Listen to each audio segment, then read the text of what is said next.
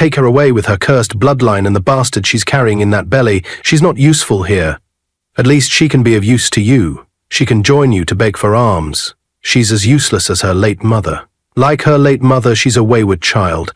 At just 13, this girl got pregnant and couldn't identify who's responsible for her pregnancy. She wants to disgrace this family because she's an orphan, but that would never happen. Take her away. She doesn't belong here anymore. And thank God your father is not around to shield you this time. That was the voice of her stepmother, Amara. She threw her few belongings to her and asked her to leave with the homeless man. Amaka never thought this day would come. She never thought she would be thrown out of her father's house like a piece of trash and married to a homeless man in the most unceremonious manner. But despite her crying and begging, no one to protect her, no one to say this is wrong, and the neighbors, they only stood in front of their houses. The few ones that came around only laughed and mocked her. She'd married off to a strange man 8 months pregnant, the pregnancy having brought shame and humiliation to her. At 13, she saw her life slipping away from her, and at that moment every hope, every dream she ever had ended. Or so she thought. 8 months earlier, it was 10:00 p.m. in the evening. Amaka was already fast asleep, and the community had worn its darkest color of the day. Her stepmother, Amara, suddenly jerked her up and gave her money to buy matches to be used the following day. Despite her protest that it was too late, Amara gave her a hot slap and chased her to the danger and went for the errands. As she walked a few minutes from her house, she suddenly felt a hand grab her, cover her mouth, and drag her away. What happened after that, she doesn't know. She only woke up to see herself inside the bush the following morning. Her clothes were torn, and she was seriously in pain. She could barely remember what transpired. All she remembered was that a hand grabbed her on her way last night, but when she carefully checked herself, she discovered she had been abused. She cried home, but immediately her stepmother saw her. She gave her a hot slap that made her collapse to the ground. "You useless child, I sent you on an errand and you have the guts to run away with a man, coming back this morning with fake tears and torn clothes." She beat some more, not allowing her to express herself. Her father, Mr. Andrew, was working on a construction site far up north, and he wouldn't be back for months. He had no idea what was happening. Amaka knew there was no help coming from anywhere and had to endure the pain till her body collapsed. But a few months later, the unthinkable happened. Amaka started having nausea and sleeping too easily, and when her stepmother noticed, she dragged her to the hospital and was told the girl was pregnant. It was beaten from the hospital till they reached the house, and she quickly gathered the neighbors to tell them, "Look at this little brat, just like her late mother. She's pregnant, and she doesn't even know who's responsible. But she wouldn't disgrace this family any further. I will definitely give her out in marriage. I will find one of these homeless people and give her to him. At least she could be useful to such a man. They can be going around begging for alms." Amaka knew that day that her childhood had ended, and every hope left for her had been shattered. Every night she secretly prayed for her father to return back, at least to save her, but he never did. He's in the faraway up north for a construction project, and because she didn't have a mobile phone, she couldn't speak with him. But Amaka still remembered how her mother died. Her later mother, Adana, is the second wife of Mr. Andrew. Amaka was barely 10 when she dreamt that her stepmother poisoned her mother's food, and her mother died from the food poisoning. That morning, she woke up crying, begging her mother not to eat Amara's food anymore. But her mother, an easygoing woman, believed Amaka was just being a child, and that morning, after eating the food given to her by Amara, Amaka returned to see her mother rolling on the floor with a white, forming substance, and pointed at the food, shouting, "Amara gave me the food! You warned me, you warned me!" and died instantly. That was the beginning of her woes. Amara knows she knew she was the one that killed her mother, and she has been trying to also get rid of her and this pregnancy. It's an opportunity to send her away. Now, Amara was heavily pregnant, with 8 months gone. One early morning, Amaka was lying curled up on the cold concrete floor of the living room, a thin mat barely separating her from the chill of the ground. Her body felt heavy from exhaustion, both physically and emotionally. She heard a knock on the door. She could feel her heart pounding in her chest, the uncertainty of her future looming over her like a dark cloud. And then the door flew open with a sharp creak. A figure stood in the doorway. Her stepmother, Amara. Her face was a mask of anger and cruelty. Her eyes narrowed as she stormed into the room. She jerked her up from the small mat she was sleeping on in the small living room. "Come out. Today is your wedding. I've found a homeless man to take you away and stop embarrassing this family." Amaka's heart sank. She had been expecting this. After all, her life had been a series of cruel events orchestrated by this woman, but she had never imagined it would come to this. Her own stepmother, the one who was supposed to care for her, was about to send her away, to throw her out like a piece of trash. She quickly gathered a few neighbors like her, and despite her crying and protest, she gave her out to the stranger, a man she never knew and doesn't know where he lives, and told him to take her away and never return. Her stepmother was holding a small bundle of her belongings, carelessly tossed into a ragged old bag. Amara shoved it into Amaka's hands, with a force that made her stumble backward. "Take your cursed bloodline and the bastard you're carrying in that belly and get out!" Amara spat, her voice cutting through the air like a knife. "You're no longer welcome here. Go and find somewhere else to rot, like your late mother did. Useless, just like her." Amaka's vision blurred with tears. She had never felt so alone, so abandoned. Amaka couldn't bring herself to speak. Her throat was tight with the weight of the words she couldn't say, the pleadings that fell on deaf ears. She had always been the one to bear the pain in silence. Now, that silence would be her only companion, as she was cast out from the only home she had known. With a cruel laugh, Amara pushed her toward the door. Go to that worthless man you've been paired with, a homeless beggar who'll take you in. At least you'll be useful to him. You can go beg for alms together, just like the worthless child you are." Amaka's heart shattered as she stepped outside the door. The early morning air hit her with the sting of reality. She was 13 years old, heavily pregnant, and now married to a homeless man. A tear slid down her cheek, but she quickly wiped it away. She had no one. No one to help her, no one to protect her from the cruel world that seemed intent on destroying her. "Here," Amara said, pushing her toward him, "your new husband." The word felt foreign to Amaka's ears. Husband? She was just a child. She had barely begun to understand life, let alone marriage. But it was clear now, her stepmother had made a decision for her, and there was no turning back. The homeless man, who introduced himself as David, didn't speak for a moment. He simply nodded, his expression unreadable. Amaka felt a wave of fear wash over her. Who was he? What would happen to her now? He was a stranger to her. She had never seen him before in her life. His clothes were ragged, his hair unkempt, and his face was worn from the hardships of life. But his eyes, though tired, held a spark of something. Amaka couldn't tell if it was kindness or pity, but she couldn't afford to care. But Amaka wasn't just any orphan.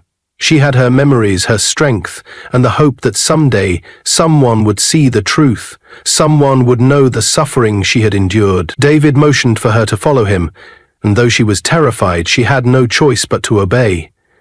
She glanced back at the village, her home, that she would never see again, and whispered a silent prayer. As she trudged away with her new husband, her feet dragging on the dusty road, she could hear the muffled laughter of the neighbors who had gathered outside their homes. Some pointed at her, mocking her. Others just watched in silence, unwilling to lift a finger to help. "God, don't let this be the end of my story," she muttered under her breath. "Change this for good. Let Amara kneel before me someday." She had always known the world was cruel, but now it felt like it had completely turned its back on her. They walked for what felt like hours, her stomach heavy with the child inside her, her body aching from the exhaustion of the day. Eventually they reached the outskirts of the village. With that, Amaka walked away from the life she had known, unsure of where she was going or what her future held. But what Amaka didn't know was that her story was far from over. Amaka couldn't help but wonder where David was taking her. The uncertainty hit at her, but she couldn't ask him. What could she say? Where are you taking me? It seemed like a question she had no right to ask. But then, just when she thought she might collapse from exhaustion, David stopped. "Come on," he said softly, his voice barely audible over the rustling of the trees. "We're almost there." Amaka didn't ask any more questions. She didn't have the energy to care. Whatever awaited her at the end of this journey, she would face it. She had no choice. Finally, they arrived at a small clearing, and Amaka gasped when she saw what lay before her. A sleek, black SUV. The convoy was parked in the middle of the clearing. Several men in black suits stood beside the vehicles. Their postures were firm and professional. They moved quickly, surrounding David with an almost military precision. Amaka stood frozen, confused and frightened. David turned to her, his face softening for the first time since they had left the village. "Don't worry, you're safe now," he said. Safe? How could she be safe? She was standing in the middle of nowhere, surrounded by strangers who were acting like they knew exactly what was happening. Amaka's mind raced with possibilities, none of them good. One of the men in the black suits approached David, nodding respectfully. "Everything is ready, sir." David nodded in return and turned back to Amaka. "Come on, we need to get in the car." Amaka hesitated, fear twisting in her chest. "What's happening? Where are you taking me?" David looked at her, his expression calm. "Just trust me. I'm here to help you. Please, come with me." Amaka's mind was a whirlwind of confusion, but for some reason she felt that she had no choice but to follow him. What else could she do? She had been abandoned by her stepmother, forced into a marriage with a man she didn't know, and now she was standing in the middle of a forest, unsure of what would happen next. Reluctantly, she followed David to the SUV. The door opened, and one of the men inside gestured for her to get in. Amaka climbed into the back seat, her heart pounding in her chest. David slid in beside her, and the car began to move. As they drove, Amaka couldn't help but glance at David. He seemed so calm, so composed, while she was falling apart inside. How could he be so sure of everything? Why did he seem to know what was happening? Who was he, really? "David," she said, her voice trembling. "Who are you?" David turned to her, his eyes dark but not unkind. "I told you, I'm here to help you. I'm David Jonathan, CEO of David's Automobile Company." Amaka blinked. CEO? A CEO of a company? She had never imagined that the homeless man who had been sent to marry her could be anyone important, but now, hearing the truth from his lips, it only made her more confused. Why did you pretend to be homeless?" she asked. David sighed, his expression turning serious. "Because I knew that your stepmother wouldn't have agreed to help you otherwise. She didn't see you as a person, just a burden. But I saw your story, Amaka. I knew what you were going through. I couldn't stand by and watch you be treated like that." Amaka's mind spun. She had been so sure that her life was over, that she had no future, but now here she was, sitting in a black SUV with a man who, despite his initial appearance, seemed to be her savior. David continued, "I heard about you from one of my drivers. He came from your village, and when he told me your story, I knew I had to do something. So, I set all of this up. I wanted to help you escape your stepmother's cruelty." Amaka couldn't believe it. After everything she had been through, after the humiliation, the rejection, and the pain, someone was finally offering her a lifeline. David glanced at her again, his voice softening. "You don't deserve what's happened to you, and I'll make sure you're taken care of. I promise." Amaka sat back in her seat, her head swimming. She didn't know what to believe anymore. Was this some kind of trick? Was she being used? Or was David truly someone who wanted to help her? The car continued to speed through the untarred road. Amaka couldn't help but wonder what awaited her at the end of this journey. Would this man really be the one to change her life? Or would he simply be another chapter in her already tragic story? The car turned onto a winding road, and as they drove deeper, Amaka's thoughts were interrupted by a sudden realization. She didn't know what was coming next, but one thing was certain: her life had just taken an unexpected turn. The car drove on through the day, and with each passing mile, Amaka's uncertainty grew. She kept glancing at David, sitting beside her, but she still couldn't fully comprehend who he was or what he really wanted from her. He was kind, sure, but she had learned the hard way not to trust kindness. She had trusted her stepmother's false promises once before, and that had led her to this nightmare. What if David was just another person playing some cruel game? "Where are we going?" Amaka's voice trembled, breaking the silence in the car. David turned to her, his gaze steady and calm. "We're going to a place where you'll be safe, Amaka. You've been through enough, and I won't let anything bad happen to you. I just need you to trust me." "Trust you?" Amaka whispered, a bitter laugh escaping her lips. "How can I trust anyone anymore? Everyone who's supposed to care for me has abandoned me. My stepmother, my father, even my own mother died and left only me to suffer. No one has ever cared. Why should I believe you?" David's expression softened, and for the first time, Amaka noticed the weariness in his eyes. "Because I'm not like them, Amaka. I don't want anything from you. I just want to help you." Could it be true? Could someone really want to help her without expecting anything in return? Or was it just another trap? The car made a sharp turn, and Amaka was jolted out of her thoughts. They arrived at a large gated property in Lekki, Lagos, surrounded by tall trees and high walls. It looked like something out of a dream. Far too grand for someone like her, someone who had grown up in a small village, a life of humble means. "Where are we?" Amaka asked, her voice barely above a whisper. David didn't answer immediately. Instead, he slowed the car down as they approached the entrance. The gates opened automatically, revealing a beautifully landscaped yard, with fountains and sculptures dotting the lush grounds. The house itself was enormous, with large glass windows that sparkled under the moonlight, reflecting the grandeur of a mansion. It looked like something out of a fairy tale, something she could never have imagined in her wildest dreams. The car stopped in front of the mansion, and David turned to her. "Welcome to my home." Amaka could only stare in shock, her mouth dry. "This is your home?" she asked, the words tumbling out of her mouth before she could stop them. "But how? You said you were homeless." David smiled faintly. "I wasn't lying, but I needed to gain your trust.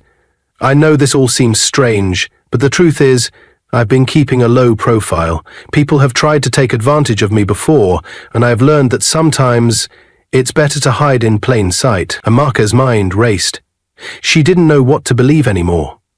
This was the last thing she expected when she had walked away from her father's house, fleeing from the cruelty of her stepmother. She had thought she was being thrown away, discarded by everyone she loved, only to be handed over to a stranger.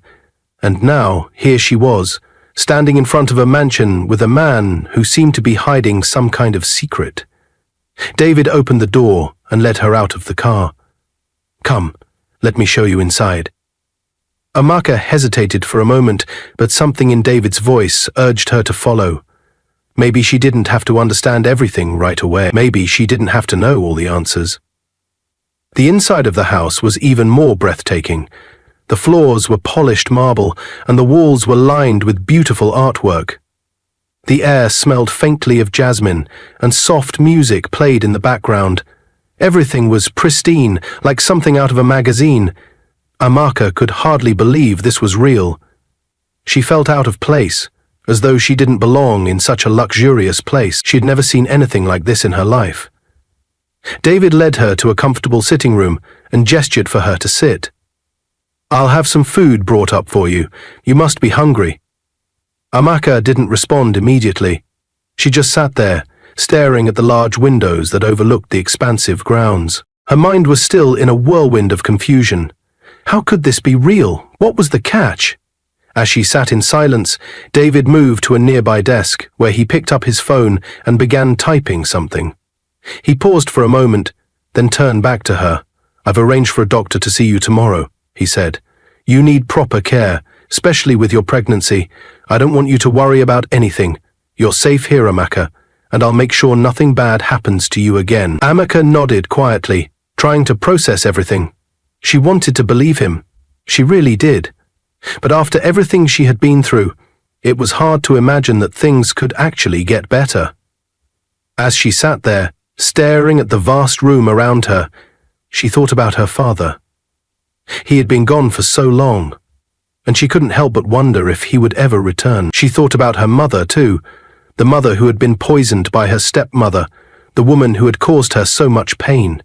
As she sat there, her mind went back to how her pain started, and now he's inside a mansion where she doesn't even know. Her thoughts were interrupted when a man entered the room, carrying a tray of food. He placed it in front of her, and Amaka's stomach growled in response. She hadn't eaten in hours, maybe longer. She didn't feel hungry, but she knew she needed to eat. David stood in the doorway, watching her. "Go ahead, eat. You need to take care of yourself." Amaka glanced at the food, but her mind was still elsewhere. She knew she had to eat, but her thoughts kept drifting back to the past. The past she couldn't escape. The past that haunted her. David saw the uncertainty in her eyes and walked over, sitting down across from her. "I know it's hard, Amaka, but I want you to understand something. I'm not here to hurt you. Everything that's happened to you, I want to make it right." Amaka looked at him, her eyes filled with confusion. "But why? Why me?" David paused, his eyes serious. "Because I see the strength in you, Amaka. You've been through so much, and you're still standing. That's not something I see every day. You deserve better than what you've been given, and I'm going to make sure you get it." For the first time in a long while, Amaka felt a spark of hope. It was a fragile hope, one that she could hardly believe in, but it was there. Maybe, just maybe, things could be different. Maybe she could find a way out of this dark, endless tunnel. But as she reached for the food on the tray, she couldn't shake the feeling that her past was never truly behind her. It was lurking, waiting, and no matter how far she ran, it might just catch up with her. In the following days, Amaka started going to the hospital for the antenatal care David registered for her. 1 month after she gave birth, 2 nannies were hired to take care of her and her baby. After 8 months, Amaka was registered back in school, while her son continued to grow. But tragedy struck one day. It was at night. The baby was crying and then suddenly began to choke. Mr. David rushed to her room and quickly called the driver to take them to the hospital. But before they arrived, little Obinna was gone. He was dead, cold and lifeless on Amaka's hand. She was 14, and there she wanted to kill herself too. She had developed a strong affection for her son and had secretly prayed for him to be part of her story, but now he's gone. When they returned home with the corpse of little Obinna, David quickly took him from her and consoled her. In the morning, Obinna was buried, and thereafter Amaka decided to end it all. She was about to stab herself in her room when Mr. David entered and stopped her. After several efforts, she decided to move on, hoping life would be kind to her going forward. Months passed, and with each day Amaka's life began to take shape. The weight of her past was still there, lingering like a shadow, but it no longer controlled her. She was free. She had survived the cruelty, the abandonment, the betrayal, and the pain of losing her son. Amaka's life, however, was just beginning. With the support of David and the newfound freedom, she was determined to carve out her own path. For the first time, she felt like she had control over her future. It started small, with a simple decision to go back to school. Amaka had always been bright, but after everything that had happened, she had been forced to grow up too quickly, leaving her dreams in the dust. Now, with the freedom to pursue them, she went to school and graduated from high school. She enrolled in computer science courses and quickly discovered a passion for software development. What had started as a way to escape her pain slowly turned into a career. She poured herself into coding, learning as much as she could, working tirelessly into the late hours of the night, and, slowly but surely, she built a reputation for herself. Within a few years, Amaka graduated as a software engineer, one of the few who had come from such a painful background and emerged stronger. She used her success to give back to those who had been left behind, just as she had once been. She founded a non-profit organization focused on helping underprivileged people, particularly those in need of critical surgeries. Amaka's foundation worked tirelessly to raise funds for surgeries, helping people who couldn't afford life-saving medical treatments. It became her mission, her way of healing others, just as she had been healed. One day, Amaka was working at her office when her assistant came to her with unexpected news. "Amaka," she said, hesitating slightly, "there's someone here to see you. It's your father." Amaka's heart skipped a beat. She hadn't seen her father in years. When her mother died, he had been away working, and after that, she'd been left in the hands of Amara. She had no idea where he had been all this time. The thought of him filled her with so many emotions: anger, betrayal, but also a lingering sense of hope. "Let him in," Amaka said, her voice steady but her insides churning with uncertainty. Her father, Mr. Andrew, stepped into her office, his face weathered with age but still carrying the strength of a man who had been through hard times. His eyes softened when he saw her, and without saying a word, he collapsed into her arms. Amaka felt the weight of everything she had been through in that moment. The years of pain, the years of longing, and for the first time, she allowed herself to feel the love that had been missing for so long. "I'm sorry," he whispered, his voice breaking. "I failed you. I couldn't protect you from her. I've been searching for you all these years, but I couldn't find you. I never stopped looking." Amaka's heart ached as she held him, the pain of their lost years mixing with the joy of finally being reunited. "I'm glad you're here," she said softly, her voice full of emotion. "But there's something I need to tell you, Dad." Mr. Andrew pulled back slightly, concern written across his face. "What is it, Amaka?" Amaka took a deep breath and began to explain everything. About Amara's role in her mother's death, about the way she had tormented her, and about the years of abuse she had suffered. It was a hard truth to share, but she knew it was time for her father to know. "And there's one more thing," Amaka continued, her voice steady despite the weight of the words. "The woman who caused all this. Amara. She's here. You brought her here." Mr. Andrew looked confused, his brow furrowed. "What do you mean, Amaka? I brought her here." Amaka stood up, her hands trembling slightly. "She's the one who needs help now.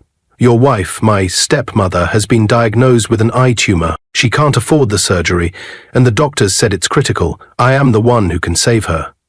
Her father stood still for a moment, the weight of her words sinking in. "What? What are you saying? You want to help her?" Amaka nodded.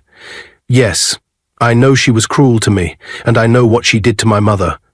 But I've built this foundation to help people in need, and that includes her. You might not understand, but this is my chance to pay her evil with kindness.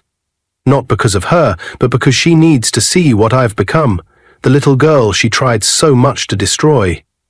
If I don't, she'll die, and I'll never get to make her see the outcome of her evil."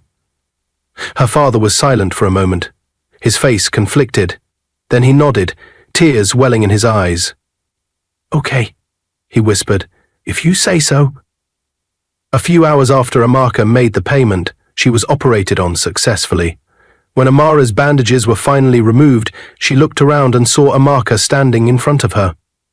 She could no longer hide behind the walls of cruelty she had built. A week later, news came that shattered the fragile peace Amaka had worked so hard to build. Amara, unable to bear the weight of her guilt and the mockery of her past actions, had taken her own life. The woman who had once sought to destroy Amaka had succumbed to the demons she had created. Amaka sat in her office, her eyes staring out the window as the news sank in.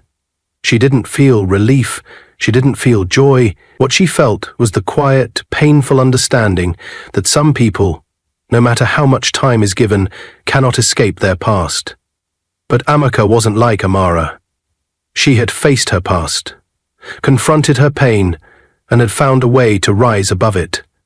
She had built a life for herself, a life that was full of hope, not bitterness.